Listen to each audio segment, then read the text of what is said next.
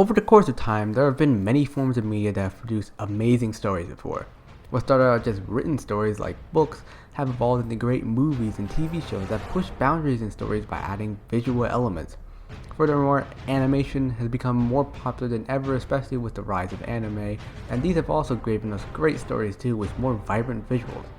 But if there's one medium that's given us some of the most memorable and unique stories, it has to be video games.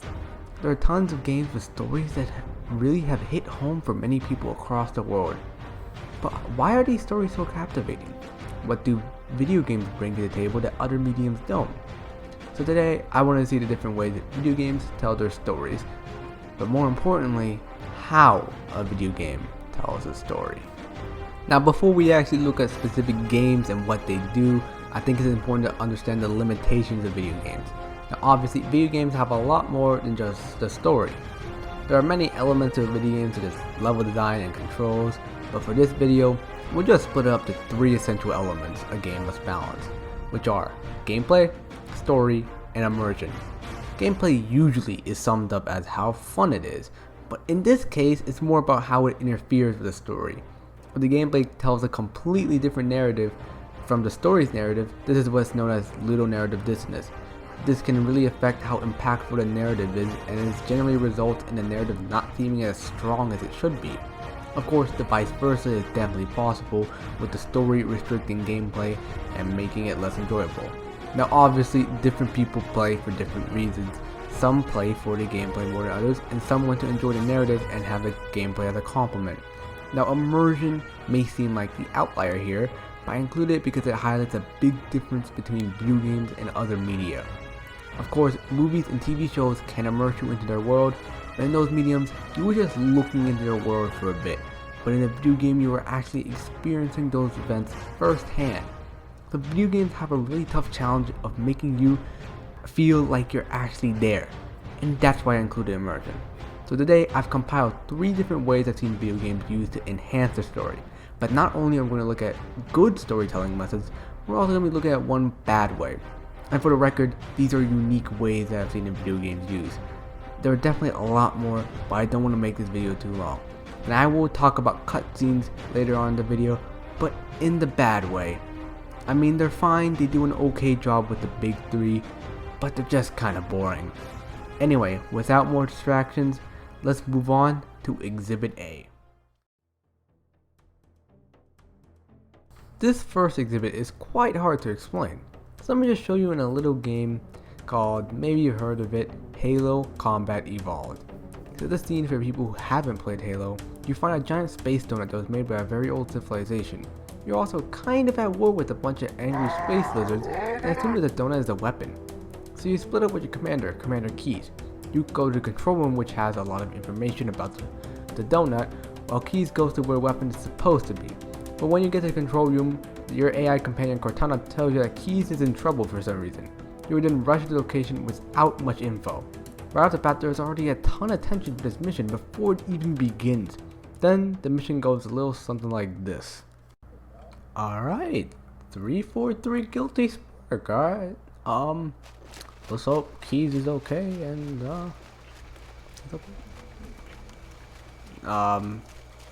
why are they running? Okay, I mean, I guess I am a scary dude, you know what I'm saying? People run away from me all the time, yeah. Oh, wait, okay then, 12 hours ago.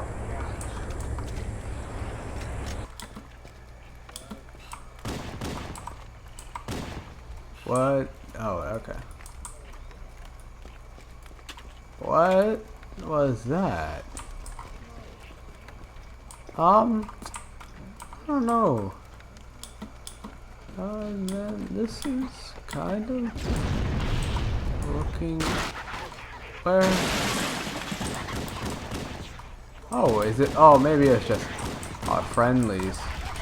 That's who is shooting, right?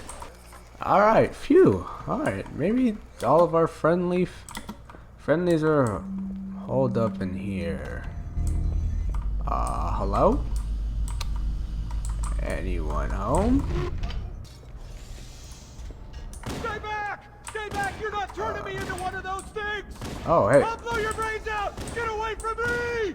Ah! Ah! Things? Don't touch me, you freaks! I won't be like Ah, you. well. I first. Alright, boy. Right, alright. And oh, this. Okay, that's nice. I mean, okay. Maybe he just had an accident, tripped and fell. Okay, alright. No big deal. Oh God, no! What is this? What? Oh no! Oh no! Oh no! No, please! Why? No, please! Please! Oh God, no! Please don't! Please don't! No! Please! Don't. What? Whoa! Throughout this entire section of the mission, there are only 2 cutscenes, but it is still able to be more memorable story-wise than any other section in the game. You are in the moment and in gameplay, which is the main reason why this is so intense. It's up to the player to discover the clues and piece together that something is definitely wrong. On top of this, Master Chief didn't say a single word because his reaction is going to be the same as your reaction. Master Chief during gameplay is a way for us as a player to project ourselves into the world. Once again, this goes back to the big advantage video games have and why immersion is so important. It does a great job story-wise, but unfortunately lacks in the gameplay side. This mission is really atmospheric, but if you take away all the smoke and mirrors, it's actually not that good of a mission. The enemies in this mission are not nearly as well made as the ones in previous missions, but the mission starts to get more fun in the end when the flood arrives. Now obviously, this is intentional, to build the tension of the fight that's about to come, and not the fight you're facing right now.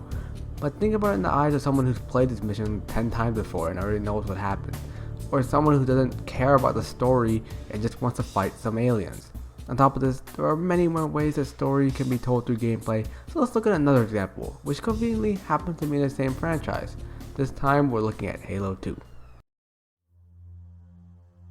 Once again, to set the scene for people new to Halo, in this game, half the time you were actually playing as the Space Lizards, which are called elites by the way.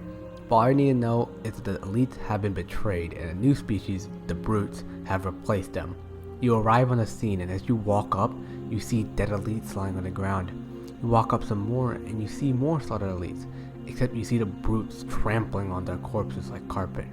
You then begin firing away, avenging your fallen comrades. I wanted to show you this because this form of storytelling is a lot more subtle, but still able to tell you more than enough information. You saw a little teaser of this scene in the last mission, but it shows you the true effects of what happened. Also, a couple missions ago, you were fighting alongside these elites, so seeing them dead is jarring. Everything I said for the Flood mission applies to this. You are kept in the moment, which makes it feel a lot more real, and the Arbiter doesn't say a single word because you as a player have the same emotions and feelings as him. But one big difference from this and the Flood mission is that players can easily just ignore this. Some people may stay there examining the scene, and others may just ignore it and start blasting away. This is another power of video games. The power for the player to dictate their experience, and I love it. But some games take it a step further and let players dictate the stories too. And this is in the form of Exhibit B, choices. Now this is probably one of the most common things that come to mind when stories and video games are brought together. This really cannot be done in a movie or a TV show, and while they can be used in books, it's done sparingly. There are tons of video games that have choices that affect the narrative, and remember this goes all the way back to immersion. You're in the world, so you should probably be able to change the world. Now the best thing this does is that it makes everyone's playthrough different. It also makes it a lot more appealing to replay the game. But I think the best time choices matter is when a choice is not obvious. Take Fallout New Vegas as an example. The entire game's story is essentially a choice. Whichever faction you decide with dictates how the story plays out. But every faction has its ups and downs, and asks the player some really hard moral and ethical questions. The NTR uses ideologies before the war such as democracy, but they are unorganized and demoralized. They may seem like the moral decision, but this game definitely shows you that the moral decision may not always be the best decision. Caesar's Legion is quite the opposite. They value old ideologies from the Roman Empire and are conquerors. They are 100% morally wrong, but they are organized and know what they're going to do and how they're going to do it. House does too, but he's selfish and kind of a douchebag. And then there's the last option. You, along with Yes Man, take New Vegas for yourself, which is a wild card in the situation. You actually have no idea what's going to happen. Will Yes Man stay as helpful as always, or will he try to overthrow you and make things much worse? See how much more interesting that is than just, okay, so if you press A, then everyone lives happily ever after and no one dies. And if you press B, then everyone dies and everyone else who isn't dead is depressed. But at least you're alive, yay, I guess? Now obviously most games do not present choices exactly like that, but you have to see how Fallout New Vegas' choices are much more interesting. But even though there is a definitively evil choice, I love it when it's disguised into two choices. The Witcher 3 does it a lot, and it's intense knowing that one wrong choice may be crucial later. Having to piece together who is right only from a couple clues keeps you interested in the story. Each decision gets you thinking, and they sometimes throw them at you when you're least expecting it. Now I already touched on the immersion part, what about the other two elements? Well, for story it can be really great, and it can also really suck. It can be really great because the player directly affects the story, and that keeps people invested. But it can also really suck as multiple endings mean more chances to screw up the ending. There are some games where only one ending feels like the best and the other endings are really bland and boring. But it's really hard to come up with multiple satisfying endings without having some endings just be everyone dies or everyone lives. But moving on from actual story, we haven't talked about something I would think is very important to the subject, and that is choices through gameplay. Games like Mass Effect and Undertale use it to keep people invested in a story while adding to the gameplay. Once again, this has downsides too. Take Red Dead Redemption 2 for example. This is a game that has multiple endings and that is dependent on your honor. Most of the time, you're doing things that decrease honor, and stuff that increases honor is extremely boring. So if you want that high honor ending, the best ending in a game in my opinion, be prepared to walk around greeting people for a while. So choices in video games can harm the game, but even if developers do implement it, I really hope they do it creatively. Fallout New Vegas, The Witcher 3, and Mass Effect are some of the greatest RPGs ever made, and I do believe the choices help solidify that status. So before we move on to Exhibit C, I want to quickly talk about world building. World building can be difficult to show in a movie or TV show. You can't just explain how the world works in one long drawn out speech because that'd just be really boring and not make a whole lot of sense. At the same time, you can't just leave the audience in the dark the whole time because then the audience would just be confused. Good world building is usually subtle but able to convey enough information to the audience. But in a video game, it can be a lot easier because you're literally in the world. So the entire exhibit we brought the way is video games can create a believable world. Almost all of these are seen in open world games, and I think it's pretty obvious why. One example would just be side quests. By having more than one problem that needs to be solved in the world than just the main quest line, makes the world feel more alive. Makes the people there feel more like, well, people, since they have problems of their own.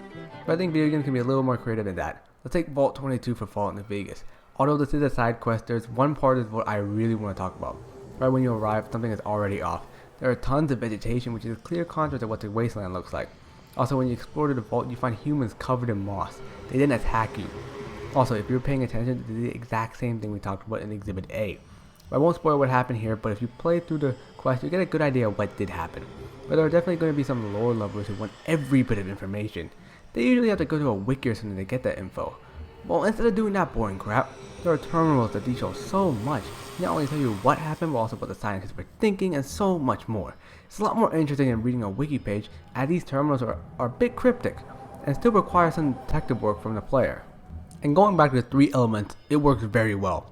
It's immersive because it makes sense that scientists will record that stuff. It helps push out the world building by giving us information about what happened, thus helping the story. Lastly, it doesn't hinder gameplay as you have the option of ignoring this altogether. And how almost every location in Fallout New Vegas is exactly like this. For people who don't care that much about lore, they can just ignore all that stuff and have a splendid time. While people who do love learning about lore can read all the terminals and speak to all the people they want. Or just watch Oxford and do it for them if you're lazy like that. And this desires is what I want to see. How do games give the people who love the lore what they want without making people who play for gameplay uninterested? One very simple and effective way to do this is by having a part of a menu give information about the world. We can see this with the Witcher 3's bestiary. Of course, you do have to find each creature in order to be given information about it, but I see it as a way for those lore lovers to be engaged with the gameplay. Also, it does include specific tactics to kill these creatures, so even the gameplay fans may look at it once in a while. You can also have them be found throughout the world or levels. These can be seen in Halo with their terminals. These give back to the Covenant, the Flood, and so much more. These can be interesting and give incentive to explore a map, or to look up online. And these can be a lot more subtle. I did talk about this in my last video, but a conversation that could be heard in the camps of Red Dead Redemption 2 not only helps with the world building, but also fleshes out the characters. They are always interesting to witness and always enjoyable to find, or look up on YouTube. Okay, I'm starting to see a trend here, and I think the reason why people watch these videos is because they don't experience all these things in their first playthrough. But I think that makes them work, because it feels natural. There isn't going to be a tour guide just randomly telling you how the world works, who lives in it, etc. No, you're going to have to find that out for yourself. And then you go to YouTube and see what you missed. Now imagine every time you encounter a new monster in The Witcher 3, they pull out the bestiary and tell you everything about that monster. That would just be hell of annoying. Instead, video games give you the option to see that information. This is in stark contrast with other medias where they either try to give the audience information without making it seem out of place, or they try to do it visually and hope the audience can just piece it together. Another thing that makes these examples work so well is that you choose what you get to learn. In a book or a movie, you're only shown what the writer wants you to see. If the writer wanted or didn't want to show you a specific detail about the world, then that's what you're going to be shown. But in a video game, you choose what you want to learn. There's a reason most didn't read every single bestiary page, terminal, codex, etc. because they didn't want to learn that stuff. But the stuff they did read sticks with them a lot more because they chose to read those things. And throughout this whole video, we've talked a lot about freedom, and that's an important aspect of video game storytelling that many don't even realize. So out of these three exhibits, I want to look at a bad example of storytelling, one that breaks our three elements. So I did briefly mention cutscenes and stated that they were boring. They're fine when implemented, but they do the bare minimum possible. But do you know what game has a lot of cutscenes? Metal Gear Solid. And after you watch the cutscene, there's a thing known as a codec, and these are basically glorified phone calls. Now look, in my opinion, I think Metal Gear Solid has a pretty decent story. I don't think the codec works in the game that much, but imagine if this was in any other game, and the game isn't as complex as Metal Gear Solid. It would just be hell. And the codecs are way worse than the cutscenes, because at least with the cutscenes, you have a visual element. But with the codex, it's literally just dialogue. Sure, it is good dialogue, but this is a video game. In other media, you do sometimes have to have dialogue in order to make this story make sense. But remember, video games have to balance the three elements we talked about before. Eventually, you have to get back to the gameplay. And sure, these codecs can be skipped, but sometimes these codec pages are vital to the story. And we know every bit of information in a Metal Gear game is important. Now, I've talked a lot about immersion in this video, but for this topic, it's not really taken into account. I mean, time just magically stops so Solid Snake can have a conversation with Otacon or whoever. But to be honest, it's not that big of a deal. They at least explain that it's completely silent because it's built into Snake's ear. I know generally Metal Gear Solid is just plain confusing. Remember when I first beat the game, I completely forgot about the Fox Eye virus, which is a vital part of the story. Maybe it just slipped my mind, or it could have been explained in the codec page, but I was too busy zoning out because I got bored. Maybe if they could have had the codec play during gameplay similar to how Metal Gear Solid 5 or Splinter Cell does it. Although Metal Gear Solid 5's story was a complete mess for other reasons. Once again, I don't think it did that much damage in the long run. I still remember what the Fox Eye virus was, even though I was a little confused. But once again, imagine this was a different game besides Metal Gear Solid. Like in GTA, imagine that the phone call stopped all gameplay and resumed after the phone call was done. It would be infuriating. So after going over a lot of great ways video games tell stories and some bad ways, I want to talk about one way that I think is the most special of them all. It's very different from all the ones we've currently talked about, but in my opinion, this method has given me some of the most memorable stories that are more memorable than any other video game, movie, anime, you name it. And this is the ability to let the player make their own stories. Now you may be saying, how? But I think that everyone who has even played a video game has experienced this. Minecraft is a top-selling video game of all time. Now think about the first time you played that game and tell me the adventure you had playing it. Or if you're newer, think about Valheim, which can give you the same stories. There is barely actually a typical story with a beginning, middle, or end, but rather you decide when the story ends. You think about all the things you found or the obstacles you faced, whether it be finding diamonds or after a long day of mining or rushing to build a shelter before night. Those in a way can be stories. And this doesn't have to be just you, it can also be with your friends. Speaking of friends, multiplayer games do the exact same thing. Think about the crazy scenarios you may have faced in Battlefield 1. You could probably make a movie just by watching one match of Battlefield and all the chaos that's happening. I believe competition can write the same thing. Think about all the crazy combats you have in a game such as CSGO or Rainbow Six Siege. I mean, just look at esports and all the crazy matches that have happened, and those can technically be stories too. Similar to like the big moments in the NFL or NBA. They don't necessarily have to be competitive though. They can just be you and your friends goofing off in something like Halo. Now, why do these things captivate us so much? Well, the answer is simple. Instead of watching the protagonists go through their challenges, you are the protagonist. Some of the best stories just come from the gameplay. An example of this is Dark Souls. Sure, there is a cryptic story there. What do people really remember from that game? They remember being killed, destroyed, absolutely blasted, until they finally killed that boss that got them stumped. And this is just one example of many. But can we even call these stories?